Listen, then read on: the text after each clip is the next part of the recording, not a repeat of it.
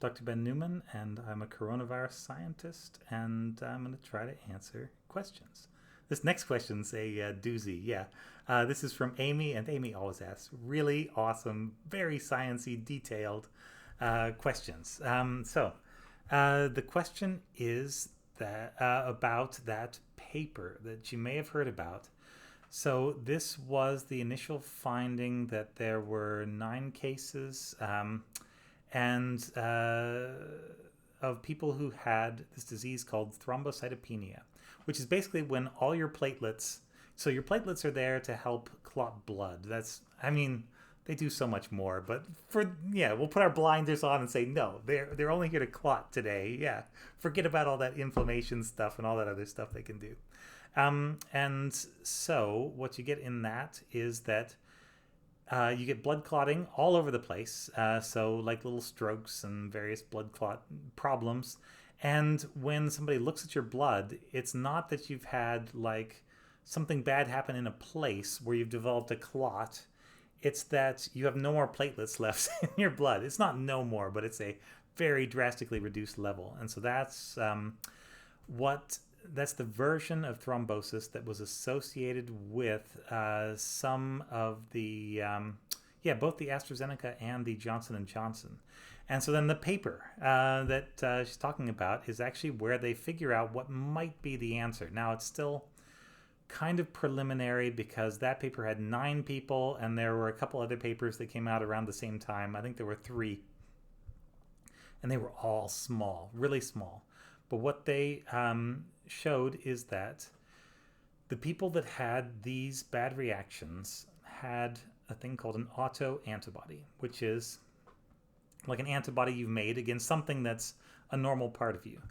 And so the autoantibody is against a thing called platelet factor 4, so PF4 you'll sometimes hear it called, bound with a thing called heparin. And heparin's this little molecule. It's got 2 sort of ring-shaped things that stick together. And so these 2 normally come together, your PF4 and your heparin. And the heparin is going to be made by certain cells of the immune system. Platelet factor 4 is going to be made by platelets. And so when you have a condition that is, some sort of immune response, this is part of the machinery you're going to call out to solve whatever the problem is. Something that can be solved by inflammation. Occasionally, some people actually make antibodies against this thing. So this is one of the helpful things that your body is trying to do to make you better. But autoimmunity is a terrible, stupid thing, and occasionally this happens. And in the past, we noticed this when people would go in and they would have a stroke from some other reason, and the doctors would give them heparin. Because if you give them a ton of heparin and they've already had a stroke, so they've got platelet factor 4 there, then you will find that those 2 come together, and then all of a sudden you will get massive activation of the platelets, and you'll get this same disease, thrombocytopenia. Yeah, that's the idea that comes from this paper. And so they developed a test. They can test people to see if they have high levels of this particular weird antibody that's able to bind this one thing. And the tests are really quick. They do cost some money, but they can be done. So in the first cases, it was mostly females and mostly between 20 and 50, but there were some males in there. It was just that first particular study was, I think, 8 female, 1 male. So that meme got rolling. But it's probably a difference in risk depending if you're male or female. So what it looks like. So we don't have good numbers for how many members of the public naturally have these antibodies. It would be a particular kind of autoimmunity. It could appear and then fade at different times in your life, because nobody's done this sort of population level testing to see how wide it is. But what we know is that it was one in a little more than 1 million with the AstraZeneca vaccine that had this particular blood clotting disease. And with the Johnson & Johnson, it was 1 in a little more than 1 million. It was like 6 out of 7 million or something like that. So it's about a 1 in 1 million chance, it looks like, in general. So basically lottery ticket odds, that you would have this particular thing. Now, there is a way to test for it. And I think maybe that is a way forward for people that have seen this and are worried about it. Yeah, you can test, and if you find out that a person does have those particular antibodies in them, then you probably don't want to take that version of the vaccine. Maybe some of the other vaccine versions are going to be better for whatever reason. Yeah, but yeah, that's the idea. So about 1 in a million, and the thing is, so people are trying to weigh up the risk. Well, what's my risk of COVID, bad things happening? What's my risk of thrombocytopenia, bad thing happening? Not everybody who's had the thrombocytopenia has died. I thought it was around 50-50, but it's also a case where nobody knew to look for it. Nobody caught the early signs. And most of these cases are happening about a week out after vaccinations. So it's not instant. So there are probably warning signs that we'd be able to pick up and actually do something about this, some kind of treatment in the meantime. Yeah, as there are ways to stop blood clotting, basically, that may be effective in this case. Yeah, what's the risk from COVID? I mean, so there's a certain risk of death in COVID, and I think it's probably somewhere between 1% and 2%. Some people say it's north of 2%. I think some of those other estimates that say it's like 0.1%, I think those are generally not very good. But of course, it depends on what age group you're talking about.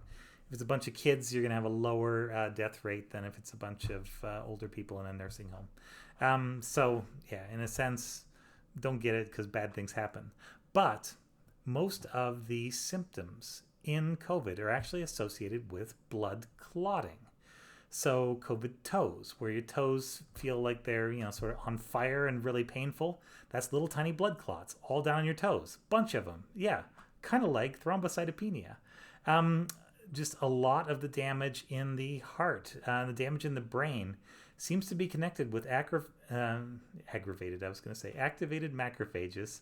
And a lot of that seems to go along with blood clotting, lung problems, heart problems, definitely. So with COVID-19, when you actually catch it, your risk is somewhere pretty close to 100% that you're going to have some kind of clotting problem with it. And so if the vaccine carries a 1 in a million risk compared to a 1 in 1 risk, yeah, I think there's a pretty clear answer as to which one is the right thing to do. Now, the other interesting thing that I just saw last week is that someone figured out, actually a very clever scientist called Gary Whitaker was on the paper. I don't know who else was on there because I'm bad with names. But they found out that when you get blood clotting, so there are a series of proteins that get activated. And one of these is called thrombin, and one of them is called factor 10, 10A. And it's the thing that activates thrombin. So there's a chain reaction, until you get to the end, and then amazing blood clot. That's the big reveal. That's the rabbit coming out of a hat. Yeah, it's terrible. But they found that factor 10A to a large extent and thrombin to a lesser extent can actually activate the coronavirus. So normally the coronavirus has to get cut by protein cutting enzymes in 2 different places. And what they figured out is that, if you have activated these other proteins because you've got blood clotting problems, that will drive more coronavirus to be able to enter cells. And so you end up with more coronavirus entry, more coronavirus growth, more coronavirus-inspired damage. And so before we thought it was, egg then chicken, but now it looks like it's chicken and then egg. So it looks as though if you get a blood clotting problem, which is really, really common in COVID-19, it's going to drive the virus to replicate more. Before we were thinking, well, COVID-19 replicating causes blood clotting problems. And it may well be a big, beautiful, circle in that the virus causes the problem, which then feeds back and makes the virus grow better.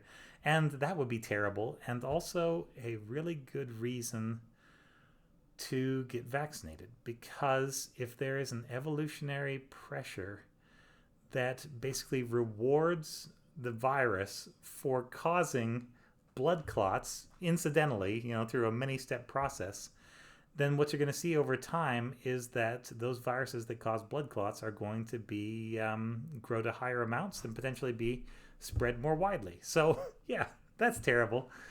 That's just one of the many, many, many, many reasons why I am glad I'm vaccinated, and I'm looking forward to my booster as soon as those are ready.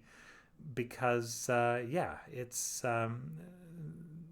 those are the odds, and yeah, the odds with a vaccine are so much better, just so very much better than if not. And there are tests now that can be done to see whether or not you would probably have this bad reaction. I mean, we're still waiting for bigger studies with more people in them to be really, really sure and to show like cause and then effect. Because right now we've got effect and we're tracking it back and saying probably this is the cause.